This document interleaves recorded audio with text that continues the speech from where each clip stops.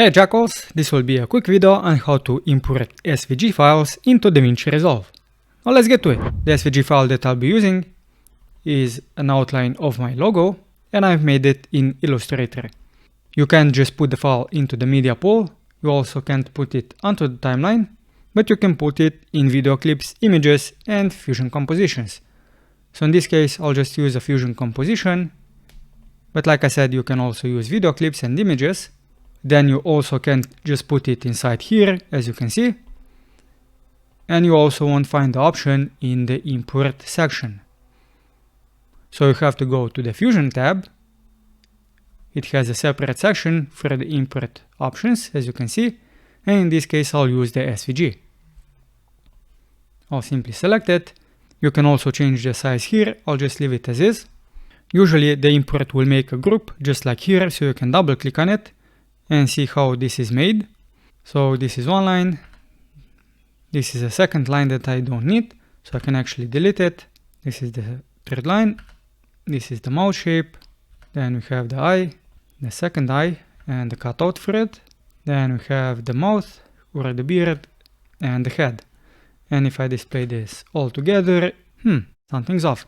So as you can see, you might have to do some tweaks by changing the color in the background nodes. So this one should also be black and these two as well, but I also don't have the outline, so in that case I would have to change the border width. Now one thing that I also want to show you is how you can use this SVG file, scale it up and down. So I'll just connect it to the media out. Currently the media out is the same as the media in or this composition, and it's at this scale. But I want this to be 1920 by 1080, so I'll use a background node. As you can see, the background node has a width and a height of 1920 by 1080, so I'll simply connect this to here.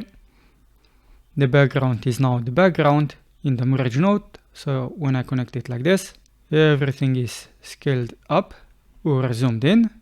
Now I'll simply go to the background and change the color to transparent by lowering the alpha.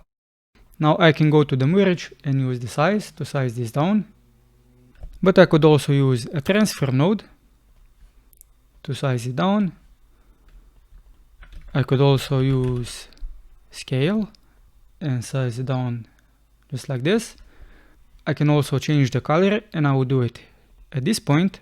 So I'll use a background node and you can't connect it like that, so you have to connect it manually and change the color.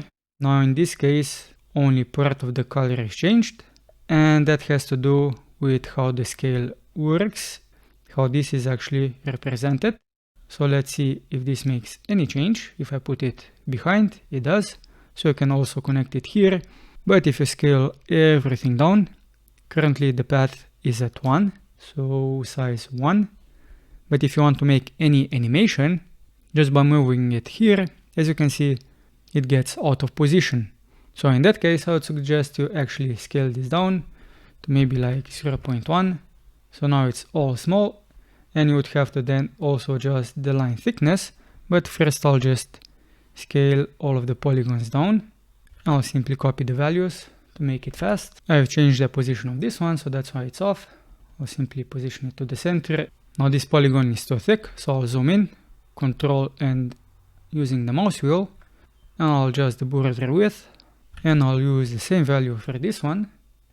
Now the head shape is a little bit off, so I'll double click away, but this polygon is still selected, so I can adjust the size by scaling it up just a little bit and adjusting the Y position. And now I have to change the color here. Well, actually I don't have to, but if I want to, I can also change the color to black.